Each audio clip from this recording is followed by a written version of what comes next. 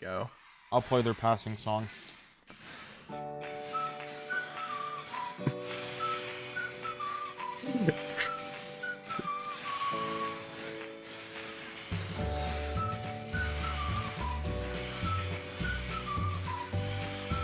Oh my god. This is S tier. This is great. Do you hear the music? Yeah. That's great. They're dead. Welcome to Never Ending News, your one-stop shop for all things never-ending SMP. I'm your host and server owner, AwesomeAsBlue, and today we are recapping week 1 of the server, which also unfortunately happens to be all of season 1, but hey, that's okay. We have a lot to cover in this video anyways, so let's get right into it. With a very chaotic start to the server and many deaths later, everyone was super excited to set off and get started. While most everyone began playing Minecraft as intended, Bread and Blue went straight to an ancient city. This became a really important part of these first few days, so let's head over to our investigative reporter, Nokri Shock.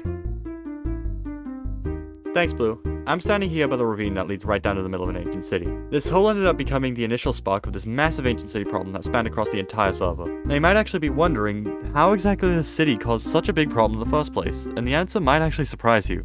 There's actually a total of 23 different ancient cities in about a 2,000 by 2,000 space around the spawn area.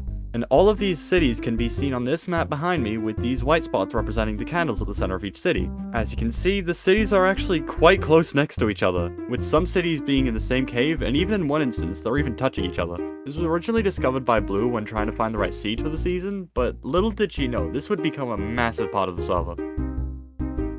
Thank you, Nok, for that amazing report. I did not know all that. Definitely didn't write it. Anyway, Bread and Blue began looting the ancient city before running out of inventory space and heading out, planning to go back later on after emptying their inventories. After a few more trips, they returned to the surface where they were greeted by others who had been awaiting their arrival. The group decided to go visit Penny, who had set up by a village. This became known as Penny Home? And yes, that's because the waystone was named Penny Home with a question mark. For the rest of that day, everyone settled in and found their homes for the season. Doink built a small house in the Cherry Grove, Strachan was determined to make a base on a volcano, Freshies built on a cliff near spawn, Nock and Malachite settled down in a cave, Bread moved in with Penny, Ninny and Frill decided to live inside a floating island, Nappa and Etherai started a base on the riverside, Levi settled down in a small valley, Tijimons built a home in a taiga, and Blue decided to live outside the gaping hole in the ground. Other than a lot of funny moments, that is the majority of day 1. Once everyone was settled, Nock and Malachite discovered an ancient city under their base and proceeded to die many times. Meanwhile, Bread and Penny went mining and were the first to explore the Nether. Blue cleared all the shriekers and sensors from underneath her base. Soon enough, Blue was the last one streaming and was forced to babysit Nock. They went into the Nether to get warped wood and found a bastion, after which Nock proceeded to die another 20 times. That being said, I proudly used my pieces to make a netherite hoe, and took Nock's pieces as a payment for babysitting. Before you know it, some Nappa and Etherai logged on to take over. Nappa gave Etherai a tour of the server, and they went about the basics and discovered the ancient cities, before they eventually settled down by the river. After they gathered materials, the stream passed its way over to Fresh, who unfortunately had to sleep stream for the first night. But after that, day 2 was off to a great start. Well, actually, day 2 wasn't all that great. There was a lot that happened, but at the same time, nothing really to report on. Hold on, I'm getting told... Oh. Yeah, I did lose all my stuff twice on day 2. It was, very sad. Mostly because I lost my netherite hoe, and that was the one thing I cared about the most. But then Kin made me a new one. That was pretty nice. Etherai logged on to Nappa, Ninny, and I sitting on a bench in sadness for losing our stuff in the Nether. Ninny showed Nappa and Etherai the Golden Island, which was filled with wheat, and then they all went and explored the ancient cities some more.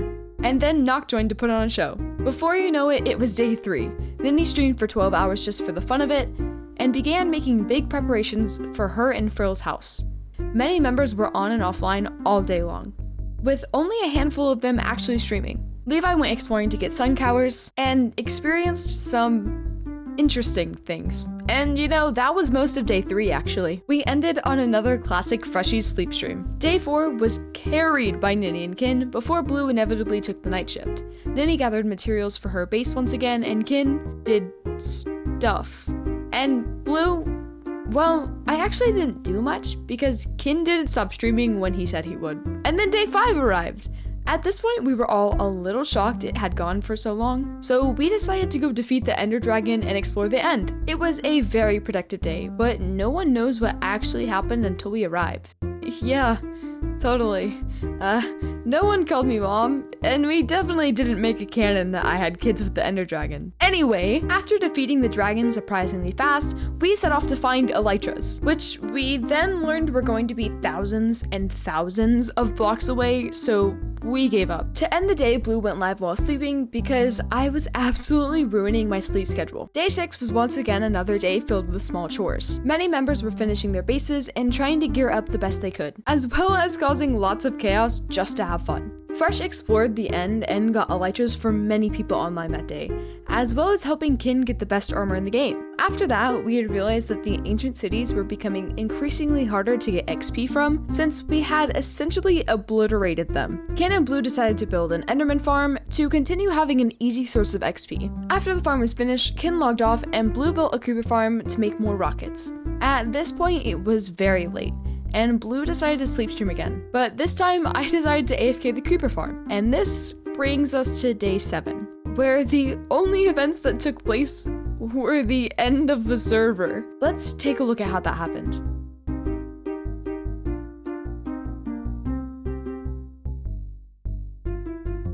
I know, it's very disappointing, but it's part of the concept of the server. Literally anything could kill the server.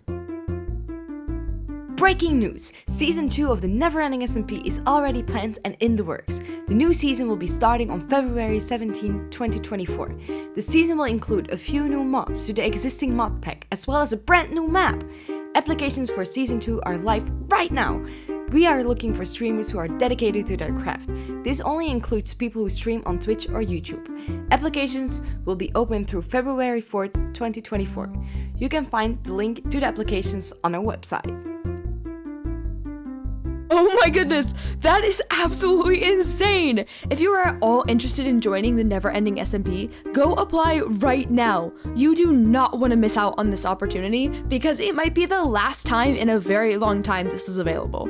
Before we end our show today, I would like to say a huge thank you to Kinetic Hosting for sponsoring our server. You can use code NESMP at checkout to get 15% off your first month. Thank you for watching NE News. Don't forget to subscribe and hit that like button, and we'll see you next season.